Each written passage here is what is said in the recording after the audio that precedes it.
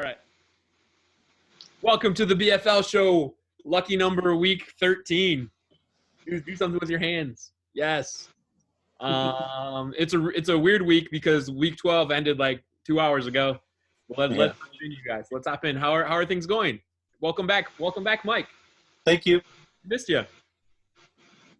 You guys did good last week. Good. A few things I'd like to address. Sure. You wanna do that right now? Jump right in? Why not? All right, fine. I will. So last week, you said I wasn't there to give myself a pat on the back for biggest blowout, so I'll do that now. Yeah. Although I must admit that morning, like, I was even texting Ryan, and like I was doom and gloom that day. Like, the Badgers had just looked terrible against Northwestern, and I had just come off my first loss in the BFL, and like I just had a feeling like the Packers were gonna get like shut down by the Colts. They ended up losing, but not in the fashion I had in my mind. It was just one of those mornings I couldn't shake it. I was seriously on the ledge, and like I was like, I'm gonna lose to Nate, and then I ended up blowing him out by like 300 points. So I'm just, it was just one of those weird days. I couldn't shake that gloomy feeling. And then one of the other things I'd like to address. Yeah. Quentin Nelson is not overrated, by the way. He was actually after the last season, Pro Football Focus had him rated as the 4th best player in the league. Not guard, not lineman, player. Last couple weeks he has had some bad luck, and he's like first in the league in holding penalties this year. But he also has like lingering back and ankle issues that have been really giving him problems.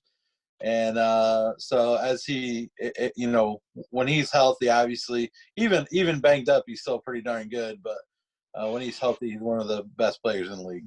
That's one of my.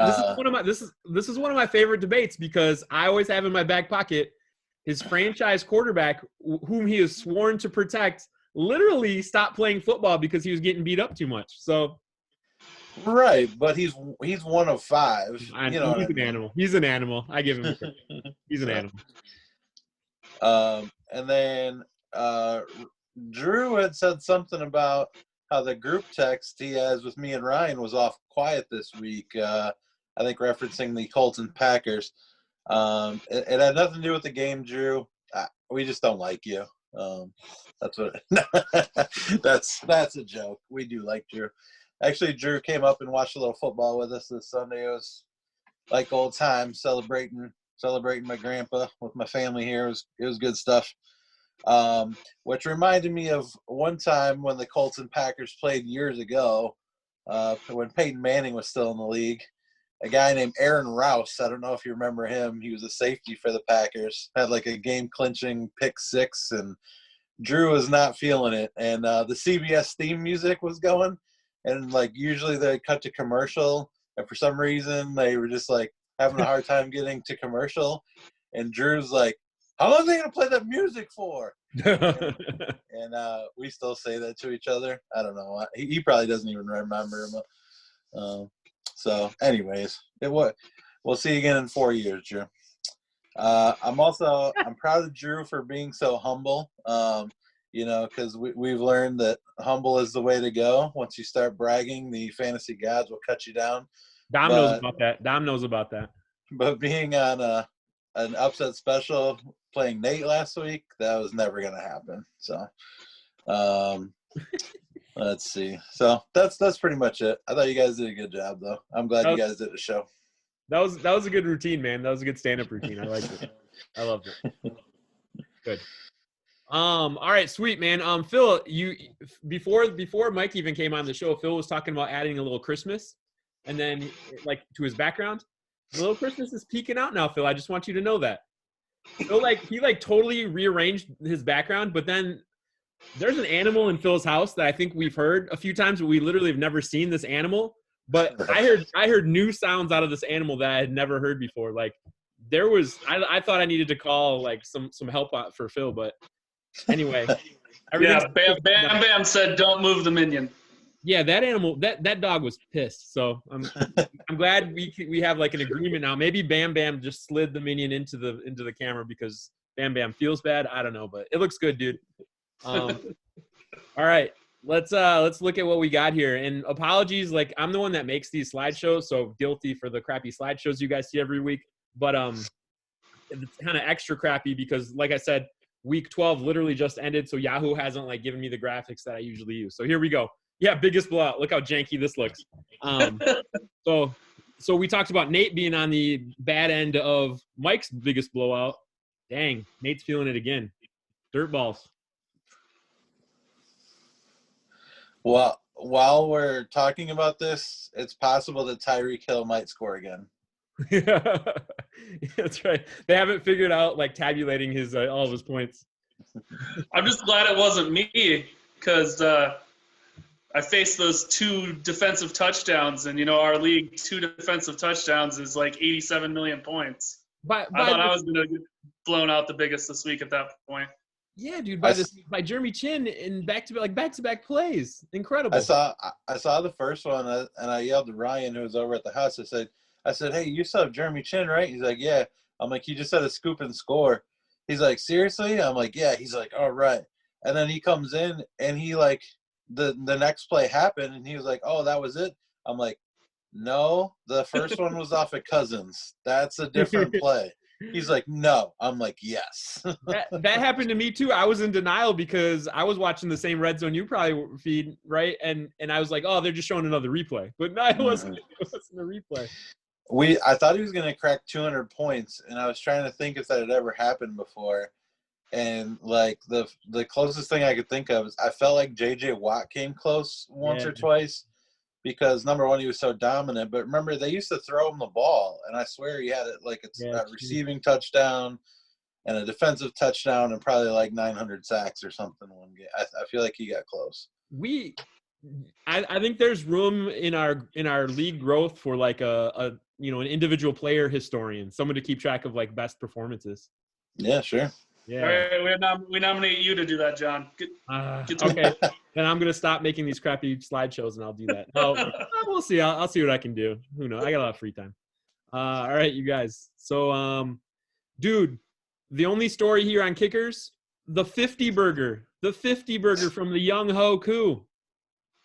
And I don't know if you guys were watching, but he's injured like right at the start of the game too. You guys see that? So I was watching the game obviously because they were playing the Raiders, and he missed an extra point. Which I'm like, oh crap, he missed an extra point. And but then he took a flop. Like a player was rolling and he just like fell over the guy rolling. And then he I guess he hurt himself falling to draw the penalty that took away the missed extra point. And then he nailed the 50-yarder at the end of the game, so I'm assuming he's fine. This is all I know. They were up like, 34 points, I think. And with like almost no time left, they let him try a 54-yarder. And he nails it. Like, do they hate John Gruden that bad or? Raheem Morris is trying to get that job. He's running up scores. He's like, oh, I average 40 points a game. Yeah, exactly. And then what's funny is you like in last week's thing, you hyped up the Koo versus Tucker matchup, and Tucker's on the downside. Right, and the other funny thing about that is actually Withers blew out Phill, but you wouldn't know it by looking at the kicker matchup. That just shows how important kickers are, right? Right? Mm-hmm. Oh, yeah. But, dude, Phill, I mean, congrats, man. Over the last 2 weeks, your kicker is averaging what I would be thrilled. I'd be thrilled to get that out of, like, a running back, you know? If my running back gets me 40, I'm pretty happy. You're getting that out of your kicker. Sweet. Yeah, I'll take it. Nice. Too bad it's not leading to W's, though. All right. So, like I said, here's our janky look at the standings. This is actually kind of a cool way to look at it now that playoffs are coming around. It's from Stat Tracker. My first take is, there's 6 teams, 2 games over 500. At least 4 of them are not going to make it in. So that's crazy to me. What do you think? At least 2 of them, maybe. Well, Yeah. yeah. You said at least 4 of them are not going to make it. Okay, sorry. We'll add that to my math blooper from last week, and we're good to go. No, I forgot how to divide it last week. Yeah, for sure. I think Withers is in the toughest spot right now because obviously he has the 4th best record, but because of the divisional alignment, he may not even make it, and he may finish with a better record. Even if he wins this week, he still needs help. So, yeah, it's tough. Tough tamales. So I got the breakdowns, if we're ready for the breakdowns of the playoff scenarios here a little bit. Let's do it. So it's getting easier as we go. We've only got 2 games left. Maybe next week I'll throw in the matchups and stuff into it too, because it'll be a lot more obvious at that point. So we'll start at the top. The Balls first has now officially clinched a playoff spot. Even if he loses out, he's still going to at least be the wild card. He just needs one more win or one more loss by the Cadillac Crew to seal up the division. We might be talking about what he has to do to seal up the number 1 seed next week too. So throw that in there maybe too. And of course, that's a big matchup. He's got the matchup against the Crew this week, right? So yep. Yeah, he wins that, and that division's over. And then for Drew, he's got some options still, thankfully, with the wild card. If he wins out, he's the wild card, no questions asked. But if he loses one, he's still in there as long as Withers loses one. Actually, Withers doesn't even have to lose one because he's got a 589-point advantage on him in the point standing.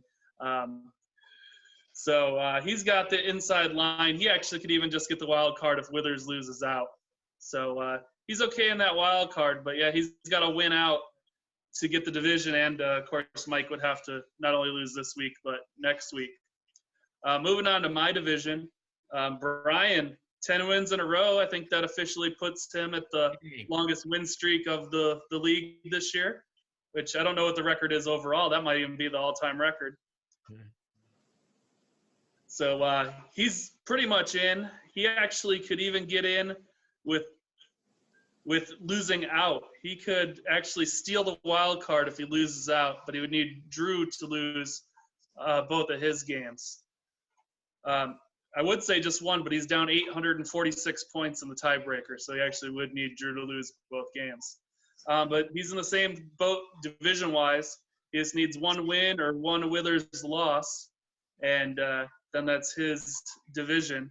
So that division could get wrapped up this week because that's our other big matchup this week is Brigadiers and Withers. So, and then for Withers, yeah, he's got to win out basically. He could get the wild card by winning out with also 2 Drew losses, and then same thing for the division. He would need to win out and get Brigadiers to lose out. So he's in a can't lose this week.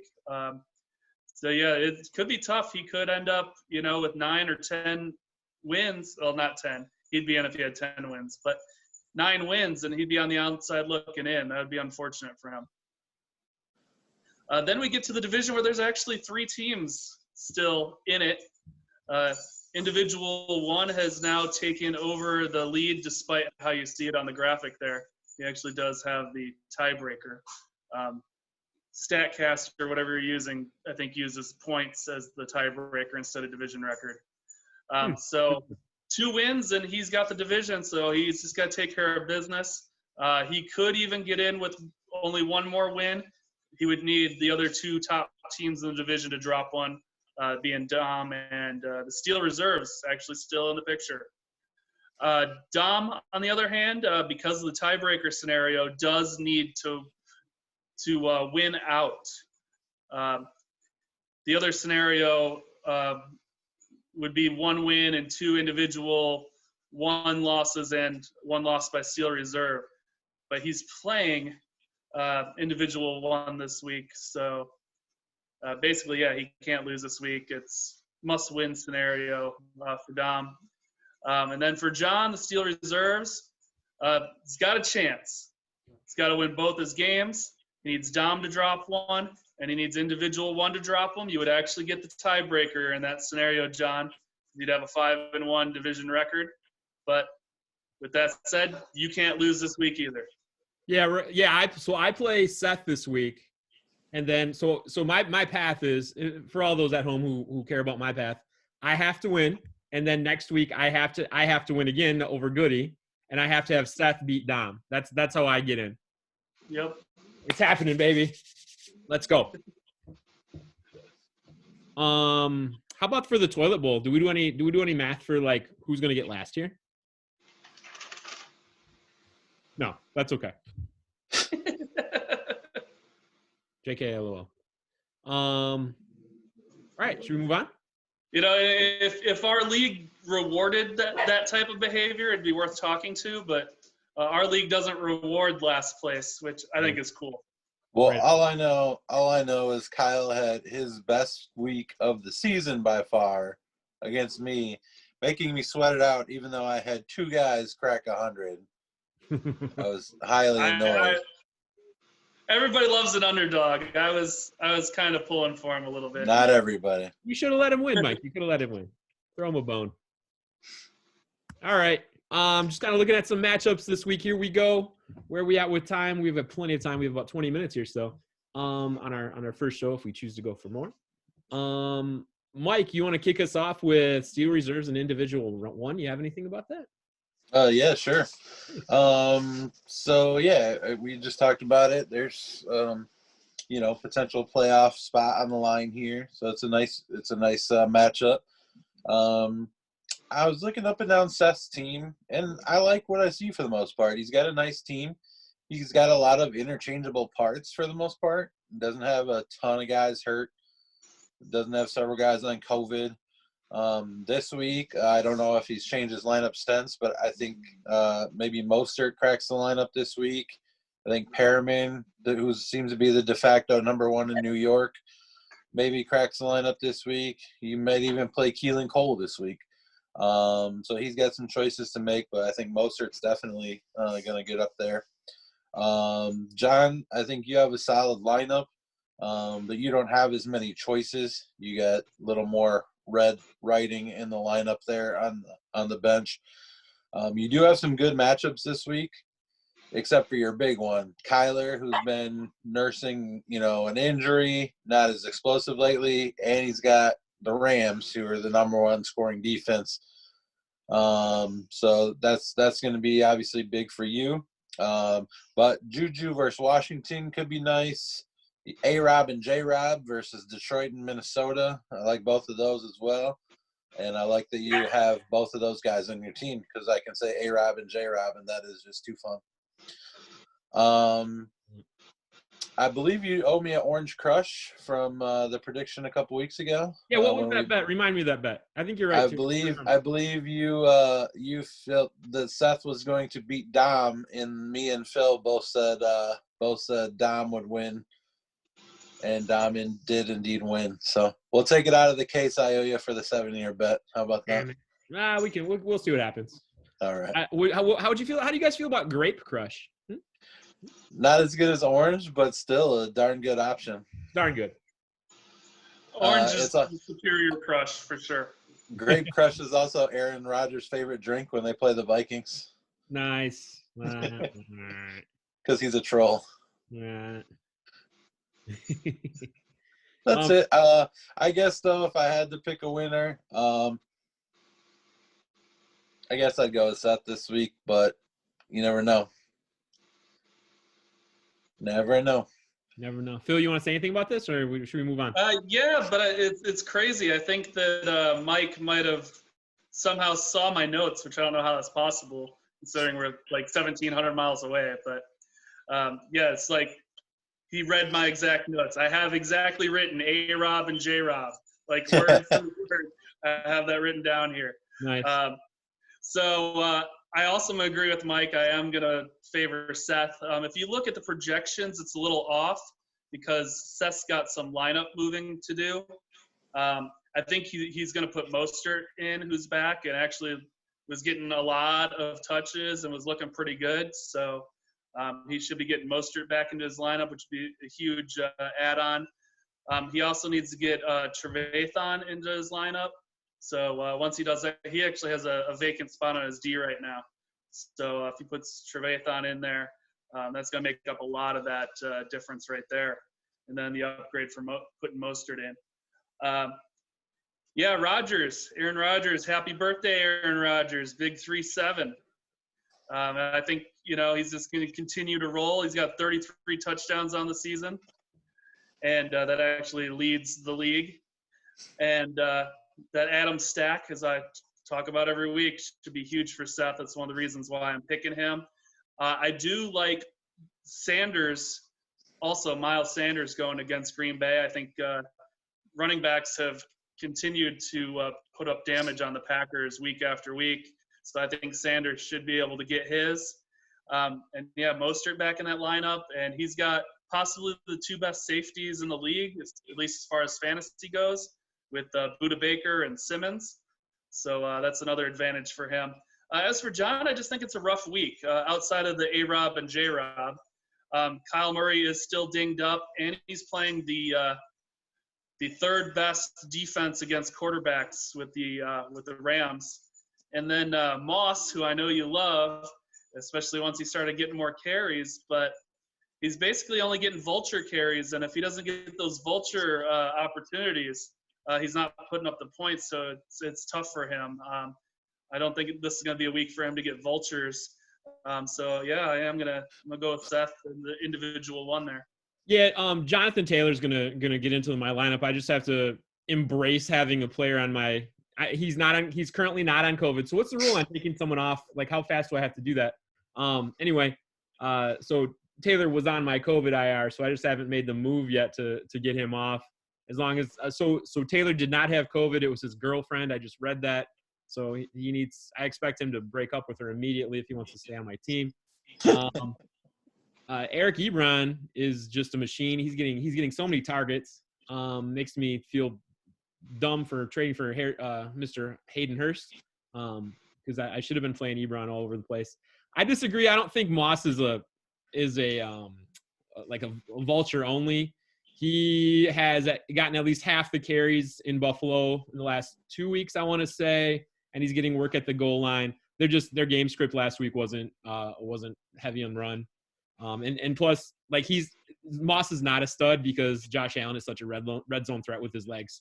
So he's not the guy I thought he was going to be this year, but he's not bad. And he actually put up points last week, which I appreciate. Just kind of looking at Seth's team. Who's the corner in Philly? That's pretty good, but he got roasted by DK. Slay.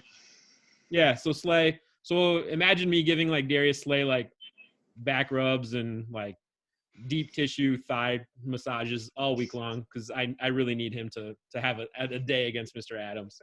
I think I'm gonna win. I know you guys saw the Mitch garbage time Allen Robinson touchdowns. I see a couple more because I think the Bears are gonna lose to Detroit again, but that equals Mitch to Robinson garbage time money. So anyway, enough with this matchup. I'm excited about it, but it's kind of a mid-tier matchup to see who can squeak into the playoffs. So there's more important matchups around. Phil, you want to talk about dirt balls and Kyle? Let's do it. Let's go. This was the one matchup I don't have a ton to say about. Might have to do with where these two teams are in the standings. If you look, they're 10 and 11 respectively. And I'm going to give White Thunder one little thumbs up, one prop here. The last 2 weeks, I believe, what was it? He had a 7% chance of victory. This week, as of right now, it's at 35%. So I'm going to give him a little bit of props for that. At least it's not 7%, but I still don't have anything really good to say about his team. Dirt balls, I think he needs to make one change. I would go Matt Ryan over Stafford. Stafford's thumb is still all messed up. And the Bears defense, despite what you saw last week, I think is still good. Just it might have been that they were playing against Aaron Rodgers. He does have a problem at wide receiver. Godwin's on bye, which also means Antonio Brown is on bye. So he's going to have to put in Hollywood Brown and hopefully Lamar will be healthy to get him the ball. But even when Hollywood Lamar's Hollywood healthy, had a big he hasn't been touchdown. getting the ball. Hollywood had a big touchdown tonight. I don't know if you saw it. Yep. Yeah. Sorry, go ahead. Oh, is that when the third string quarterback came in? Yeah, he like hit Yeah, I him. saw that touchdown. I realized that went to Brown. Yeah, it did. It did. Anyway, go ahead. Yeah. Sorry. So he's got to run with Hollywood. Yeah, I mean, this is not an exciting game to talk about, but dirt balls should win. I hope Mike has some more intelligent things to say.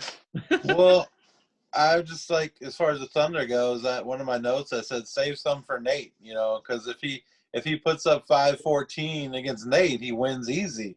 Oh yeah. So just that for, but Cousins against Jacksonville should be a nice matchup for him, and I just have that feeling that Harrison Smith is due for a big game. He's been a playmaker his whole career, and he's been pretty quiet the last few weeks. So I have a feeling he's got a big play up his sleeve. For Nate, though, I feel like he's got Stafford in his lineup against Chicago, and I feel like a month ago you would say no, and you'd put Matt Ryan in there. But as of right now, I think I trust Stafford against Chicago, pending the weather, more than I trust Matt Ryan against the Saints. Saints defense has been unreal. They've been getting after it. Chicago looks like they're quitting. So pending the weather, I'd keep an eye on that. But I think I would start Stafford as well. One thing I do like for Nate's team is Deebo Samuel, because they're getting him the ball in creative ways, and he's been going Deebo from the Friday movies and just punking people. But I think Dirtballs needs to look out this week. I think Kyle has been hanging in there and holding on to some guys, and he's actually got viable options up and down the lineup. And I think Thunder might actually. I might call him for a second win. Oh, so I think if I'm Nate, I'm going waiver wire Alex Smith against Dallas over his two quarterback options. Seriously, yeah. And screw the schedule makers for sneaking it. So you guys know there was no buys last week, and then the schedule makers. Oh, let's give Tampa a week 13 bye. Does anybody else have a bye this week, or is it just Tampa? There's two teams. This is the other one. Yeah, I got some notifications. I gotta take my pill, guys. We're earlier tonight, so we get all the adventures of my notifications. Yeah, I don't know. So the schedule makers, are playing a dirty joke on us by, I have Mike Evans off this week. The Tampa super team that was supposed to be is off this week. Anyway, big news for Alvin Kamara. After 0 targets 2 weeks ago, he got 1 target this week. Wow. So, yeah, there it is. Taysom at quarterback's taken away a lot of targets from a lot of people. Holy cow, what's going on here? Sorry, boys. It was Trace McSorley that threw it to Hollywood Brown, by the way. Yeah. There it is. From? Penn State. Sweet. I guess I'm going to say I got Nate just because tradition. I don't know. All right, Mike, tell us about this clash of the Titans. This battle of the big dogs, Balls first against Cadillac Crew. What do you got? Well, I mean, I don't love my matchups this week. I don't need to win, thankfully. You gonna rest your starters? What's that? You gonna rest your starters? No, I'm not gonna rest my starters. For myself, I got Deshaun versus Indy, and a few weeks ago, it's one of those matchups again. It's like, ugh, but now. I don't know. Maybe they've been exposed the last couple of weeks. Some big points from the quarterbacks. If DeForest Buckner's back, I know that makes a little difference. But also the big news about Will Fuller getting suspended. I'm sure you guys heard about that, right? So does that affect him? Probably does to an extent. And they just let go of who's the other guy, the veteran? Kenny Stills. Kenny Stills, yeah, wide receiver. So they got some turnover at the position. So. We'll see. Deshaun's just a playmaker, though, and he's balling out, and Texans look like they're actually having fun. My decision I'm going to have to make this week, I'm only going to start 2 of these guys, but I got Keenan Allen, Adam Thielen, Stephon Diggs. Right now I'm leaning towards Allen and Thielen, leaving Diggs on the bench. But I feel like he's due as well, so it's kind of hard. he's one of those guys that can go for 70, any given play. So it kind of hurts. But and then Derrick Henry versus Cleveland, I think, is not a great matchup. Cleveland's actually playing really good defense, and I think this will be like the true like barometer. Like if they can like slow him down, like okay. Going back to your alien question there, John. Yeah. If the game is in December or January, it's definitely Derrick Henry, and it's still not close. I was gonna say that play where Derrick Henry basically caught a lateral. That was a forward pass, but they called it a run. I was gonna say that sways it because he proved he can actually catch the ball and run for a touchdown. So I might be starting Derrick Henry up too. I am a little sad that for the Buccaneers bye week, so I don't have my Hammer and Devin White on my defense. My defensive anchor. For Drew, the notes I have are please stop throwing to Tyreek Hill. Spread some love to your boy Travis Kelce. If I can get the touchdowns to Kelce instead of to Hill, I'll take, that would obviously neutralize Hill and Mahomes. But we'll see. Kenyon Drake has been pretty viable for him, but he's pretty TD dependent. The yards per carry is not really there. Drew's bench is getting pretty thin, you guys. He's got guys in COVID. He's got guys that are out. He's got guys that are on bye. He can't really sustain too much more of that. So hopefully he can get healthy in the next couple weeks for his sake. And then you guys know that Jamal Adams has 6.5 sacks. Yeah, that's ridiculous. He plays half his snaps like edge rusher. He's missed 5 games, basically, if you count the one game he went out early, and he has 6.5 sacks. If he played the whole season, he might be, like, leading the league in sacks. That's safety. That's bananas. So I would still give the edge to Drew, but he is Chief dependent, and the weather's going to get colder and windier, and, we'll see. So I don't have to win this week, thankfully. But if I was a betting man, I would bet on the Crew. What do you think, Phil?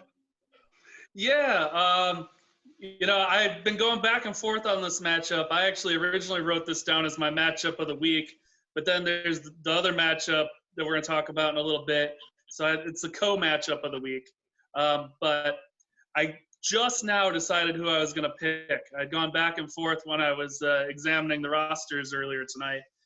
So initially, I had gone with the Cadillac Crew, and it's because Mahomes is in prime time versus a sad Denver team.